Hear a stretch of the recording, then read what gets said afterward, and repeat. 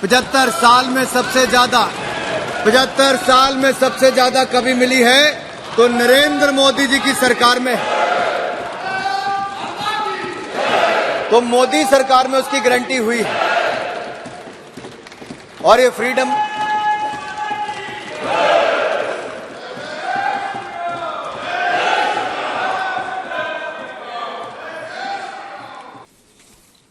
रमेश बिदूड़ी जी ने भी कुछ सुझाव दिए, महतो साहब जी ने कुछ सुझाव दिए, मैं इनको सुझाव के रूप में ले रहा हूं। अब जो कुछ विषय अंत में गणेश जी ने भी कुछ सुझाव दिए, भी सुझाव के रूप में ही है। गणेश जी ने कहा कि न्यूज लेटर अगर कॉलेज निकालता तो क्या। अध्यक्ष जी, न्यूज लेटर और जर्नल निकालना जब कॉलेज को वो 2011 के कांग्रेस यूपीए के बिल के समय था कि जिसमें अंग्रेजों से भी आगे कांग्रेस बढ़ गई थी। माननीय सदस्यगण, अब हम 17वीं लोकसभा के 14वें सत्र की समाप्ति की ओर आ गए हैं। इस सत्र का आरंभ 4 दिसंबर 2023 को हुआ था। इस सत्र में हमने 14 बैठकें की जो 61 घंटे 50 मिनट तक चली। सत्र के दौरान कुल 12 सरकारी विधेयक लोकसभा में पुनर्स्थापित किए गए। सत्र के दौरान कुल 18 सरकारी विधेयक लोकसभा में चर्चा के बाद पारित किए गए। सभा द्वारा पारित किए गए कुछ महत्वपूर्ण विधेयक इस तरीके से हैं। भारतीय न्याय संहिता 2023, भारतीय नागरिक सुरक्षा संहिता 2023, भारतीय साक्ष्य बिल 2023, केंद्रीय वस्तु एवं सेवा कर संशोधन विधेयक 2023, दूरसंचार विधेयक 2023। सत्र के दौरान 12 दिसंबर 2023 को वर्ष 2023-24 के लिए अनुदानों की पूरक मांगे तथा वर्ष 2020-21 के लिए अनुदानों की एक्सेस मांगों पर मतदान द्वारा उन्हें पारित किया गया। सत्र के दौरान कुल 55 तारांकित प्रश्न पूछे गए। सत्र के दौरान नियम 377 के अधीन कुल 265 मामले उठाए गए। शून्यकाल के दौरान कुल 182 मामले उठाए गए। सत्र के दौरान लोकसभा विभागों से सम्बद्ध स्थायी समिति के 35 प्रतिवेदन सभा में प्रस्तुत किए गए। इस सत्र के दौरान निर्देश 73 के अधीन सभा में 33 वक्तव्य दिए गए। इसके अतिरिक्त माननीय संसदीय कार्य मंत्री द्वारा भी एक वक्तव्य दिया गया। सत्र के दौरान प्रश्नों में शुद्धि करने वाले 2 वक्तव्य सदन की पटल पर रखे गए। सत्र के दौरान कुल 1930 पत्रों को सदन पर सभा पटल पर रखा गया। लोकसभा के इस सत्र की कार्य उत्पादकता लगभग 74% रही। माननीय सदस्यगण, दिनांक 18 दिसंबर 2023 को श्रीलंका की संसद के अध्यक्ष के नेतृत्व में वहां के संसदीय शिष्टमंडल का सभा ने स्वागत किया। उन्होंने सभा में विशेष जगह बैठकर सभा की कार्रवाई भी देखी।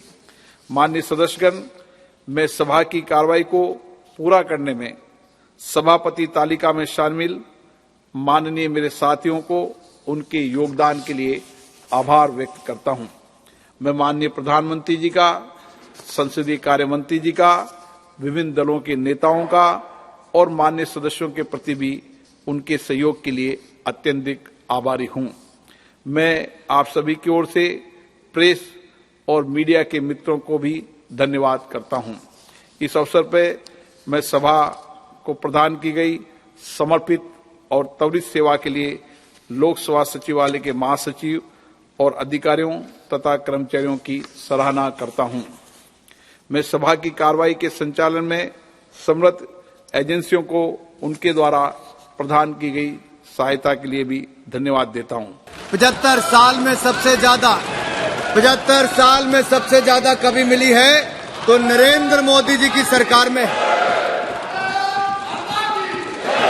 तो मोदी सरकार में उसकी गारंटी हुई है। और ये फ्रीडम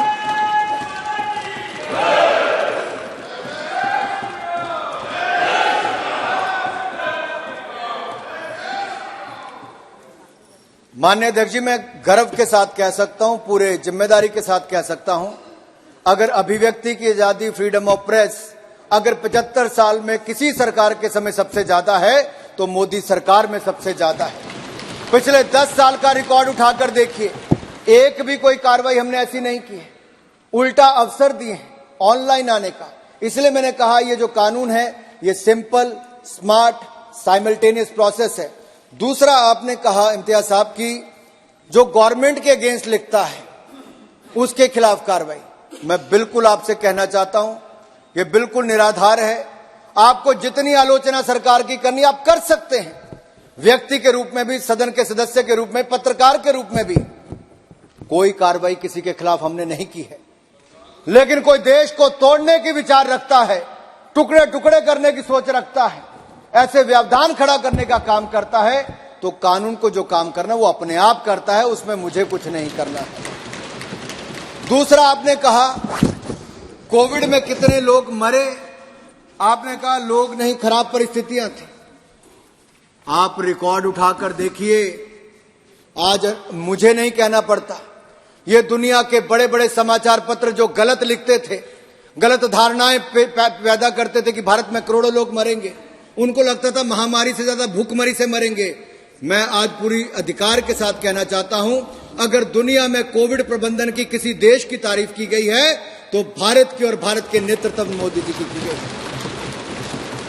हमने महामारी से भी बचाया, भूखमरी से बचाया। अध्यक्ष, 220 करोड़ वैक्सीन अगर किसी देश में मुफ्त लगी पूरी दुनिया में, तो भारत में मोदी सरकार में लगी है। उसमें जाति, धर्म, संप्रदाय नहीं देखा गया। आपने इसको संप्रदाय के नाम पर ले गए, आप मजहब के नाम पर ले गए। मुझे बहुत पीड़ा हुई सुन के। हमारी सरकार में तो सबका साथ, सबका विकास सोचा जाता है।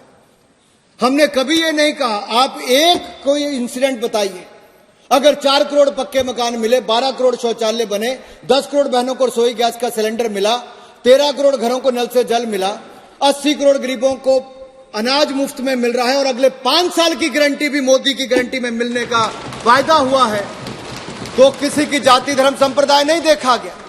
मैं इतना ही कहना चाहता हूं, हमने तो सबका साथ, सबका विकास के साथ काम किया। आप बिल्कुल इसमें ना जाइए। यहां पे भी जितनों को सर्टिफिकेट मिल,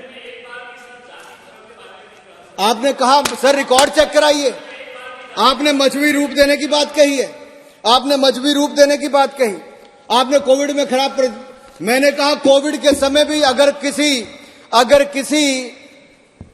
किसी रिपोर्टर की मृत्यु भी हुई तो उसको 5 लाख रुपए मदद देने का काम मोदी सरकार के समय हुआ। आपने कहा अखबारों को जिंदा रखना चाहिए, मैंने कहा जिंदा के लिए हमने बढ़ाने का काम, रिकॉर्ड रजिस्ट्रेशन हम लोग ऑनलाइन कर रहे हैं और बाकी कर रहे हैं। आपने कहा 1120 करोड़ रुपए, 1120 रुपए का सिलेंडर, आप गलत कह रहे हैं। जितने उज्ज्वला योजना के लाभार्थी हैं उनको 1120 नहीं 630 रुपए का सिलेंडर मिलता है, और ये मोदी की गारंटी के कारण मिल रहा है। बाकियों को 920 रुपए में मिलता है। ऐसा ही नहीं, आपने कहा डिजिटल मीडिया को तो मैंने कह ही दिया। आपके कुछ और प्रश्न थे। आपने जो मजहब की बात की मैंने उसका भी उत्तर दे दिया। हमने पहले भी कहा कि इसको, चलिए डिबेट नहीं करिए माननीय जी, प्लीज।